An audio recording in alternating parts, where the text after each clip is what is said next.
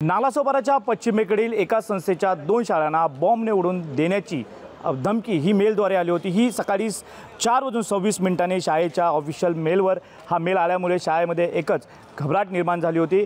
मात्र शाळेने सुरक्षेच्या दृष्टिकोनातून पूर्ण शाळेतील विद्यार्थी आहेत त्यांना खाली करून घरी पाठवण्यात आलेले आहे आणि या ठिकाणी पोलीस प्रशासन असतील, अग्निशमन विभागाचे जवान असतील या ठिकाणी रवाना झाले होते।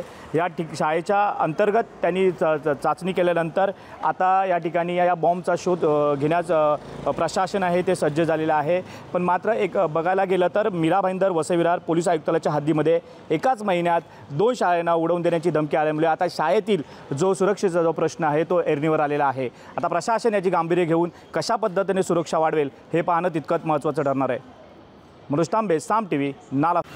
काय सांगाल सर, शाळेमध्ये बॉम्ब ठेवण्यात आले होते, मेल आला होता, काय शाळेतनं मेल आला असा आम्हाला PSI धुमाळ सरांनी कॉल केला। त्यावेळी आम्ही आमची टीम घेऊन घटनास्थळी ताबडतोब रवाना झालो। तर किती वाजता कॉल आला, काय सांगण्यात आलं? आम्हाला जवळ 10:28ला मला कॉल आला।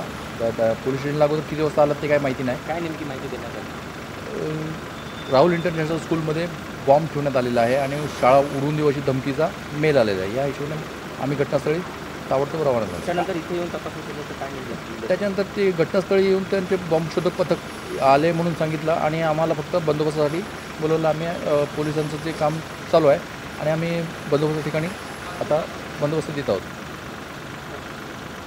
आता isakal.com आहे देशातील नंबर 1 ची मराठी न्यूज वेबसाईट। प्रत्येक अपडेटसाठी isakal.com ला नक्की भेट द्या।